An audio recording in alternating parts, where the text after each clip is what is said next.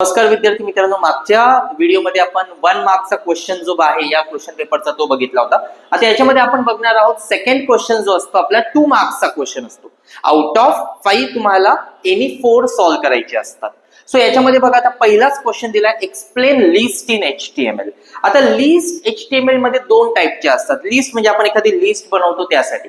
तर लिस्ट आहे आपल्याला सगळ्यांना माहिती आहे. तर पहिली आहे आपली ऑर्डर्ड लिस्ट असते HTML मध्ये आणि दुसरी असते तुमची अनऑर्डर्ड लिस्ट. तर पहिले तर तुम्हाला हे लिहायचंय का there are 2 list in HTML, ordered and unordered.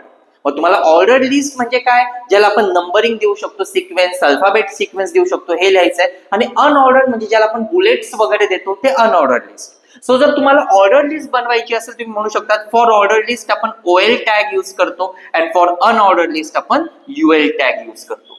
एक सॅम्पल एक्झाम्पल तुम्ही इथे देऊ शकतात, याला 1 मार्क्स तुम्हाला मिळून जाईल. आणि एक सॅम्पल एक्झाम्पल द्यायचं. सपोज मी आता इथे म्हटलंय का HTML, एक छोटस आपण एक्झाम्पल घेऊया. बॉडी, बॉडी मध्ये मी पहिले म्हटलं OL. जर तुम्हाला त्याच्यात व्हॅल्यू टाकायची तर आपल्याला माहिती आपण LI यूज करतो. मी इथे म्हटलं ABC, या LI ला इथे क्लोज केलेला आहे. ओके, देन आपण जस्ट अ मिनिट. सो त्याच्यानंतर आपण इथे परत म्हणूया LI PQR, इथे आपण या काय केलं, LI ला क्लोज केला आणि हा OL क्लोज केला. म्हणजे याचा आउटपुट येताना कसं येईल, 1 ABC 2 PQR असं आउटपुट येईल. आणि दुसरं तुम्ही UL चं एक्झाम्पल देऊ शकता. UL मध्ये मी परत म्हटलं LI, आपण इथे काही फ्रुट्सची नावं घेऊ. If I take apple, LI ला क्लोज केलं.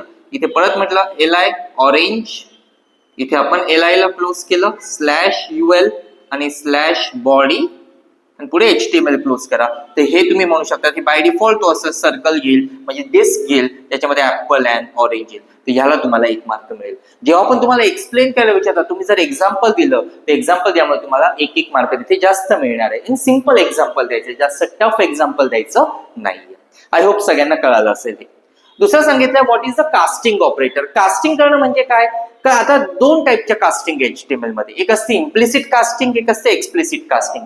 इम्प्लिसिट कास्टिंगला HTML मध्ये किंवा PHP मध्ये आपण त्याला टाइप जगलिंग असं म्हणतो.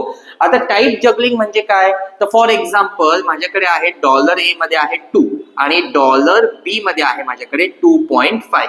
जर मी इथे म्हटलं $C equals to $A plus $B, तर काय होईल बरं, 2 प्लस 2.5, द आन्सर काय माझं 4.5. म्हणजे एक टाइप होता इंटीजर, एक टाइप होता फ्लोट. तर फायनली इंटीजर कशामध्ये कन्वर्ट झाला माझा, फ्लोट मध्ये. पण हे मला करावं लागलं का, ऑब्विसली नॉट, हे ऑटोमॅटिक झालेलं टाइप जगलिंग जे ऑलरेडी आपण करतोय. आणि दुसरा एक्सप्लिसिट टाइप कास्टिंग. एक्सप्लिसिट म्हणजे काय, आता हा इंटीजर आहे, मला याला फ्लोट मध्ये कन्वर्ट करायचं आहे. तर मी म्हणेल $Z इक्वल्स टू फ्लोट, कोणाला कन्वर्ट करायचंय, $A.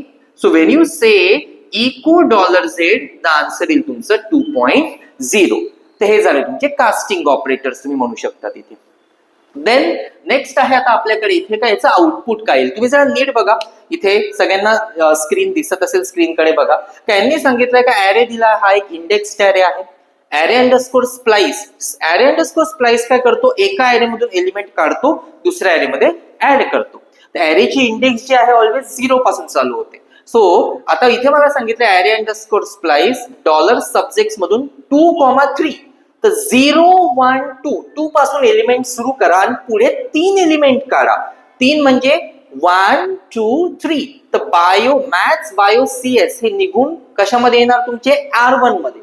मग माझ्याकडे इथे उरणार कोण सब्जेक्ट्स मध्ये, फिजिक्स, केम अँड ड्रामा.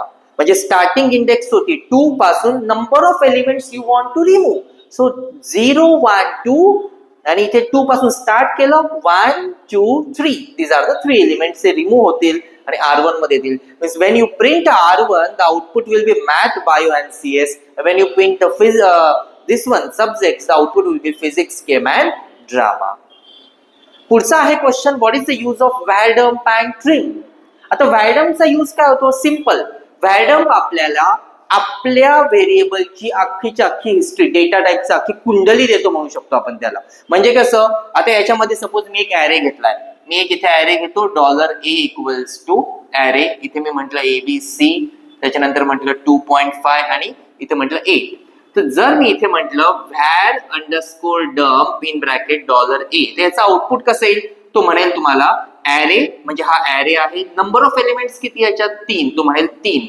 मग तो म्हणेल इथे फर्स्ट 0th पोझिशनला कोण आहे, एबीसी, तो असं म्हणेल. याचा डेटा टाइप काय तुमचा, तो म्हणेल 0 पोझिशनला डेटा टाइप आहे तुमचा स्ट्रिंग. नंबर ऑफ एलिमेंट्स किती त्याच्यात, 3, आणि मग त्याची व्हॅल्यू काय आहे, एबीसी. फर्स्ट पोझिशनला माझ्याकडे जो आहे त्याचा डेटा टाइप काय इथे, फ्लोट, आणि त्याची व्हॅल्यू काय 2.5. सेकंड पोझिशनला जो आहे त्याचा डेटा टाइप काय, इंट, त्याची व्हॅल्यू काय आहे 8. म्हणजे in short var underscore dump आपल्याला काय देतो, सगळ्या व्हॅल्यूज त्याच्यामध्ये किती एलिमेंट्स आहेत, त्याचे डेटा टाइप काय आहे, ऍरे असेल त्या ऍरेमध्ये किती एलिमेंट्स आहे, हे सगळं तो एकत्र देतो. ट्रिम काय करतो, आपल्या स्ट्रिंग मधल्या स्पेसेस रिमूव्ह करतो. म्हणजे जर मी इथे एक स्ट्रिंग घेतली $s इथे काही स्पेसेस दिल्या, एक्स ही आणि ही स्पेस, मी म्हटलं इथे ट्रिम $s, सो ह्या स्पेसेसला तो रिमूव्ह करण्याचं काम करतो. आणि शेवटचा define the types of web pages. सगळ्यात बेसिक क्वेश्चन. मेनली 2 टाइपचे वेब पेजेस आहे, स्टॅटिक वेब पेज आणि डायनामिक वेब पेज. जे वेब पेज फक्त HTML मध्ये बनतं, जे रिस्पॉन्सिव्ह नसतं, त्याला आपण स्टॅटिक म्हणतो. आणि जे वेब पेज थोडं रिस्पॉन्सिव्ह असतं, म्हणजे तुम्ही काहीतरी HTML चा पेज केला, त्याला PHP कनेक्ट केला, HTML म्हणून तो व्हॅल्यू घेतोय, तिकडे तो प्रोसेस करून आपल्याला आउटपुट देतोय, ते असतं dynamic. So the page which is only created by using HTML, which does not change anything, it is not responsive, it is known as a static. And the page which accept the request, process that request, and again return response back to the user is known as a dynamic web pages. तर तुम्ही इथे हे लिहू शकतात. I think सगळ्यांना कळालं असेल. Hope next video मध्ये आपण पुढचा पार्ट बघूया. So do like, share and subscribe my channel. Thank you.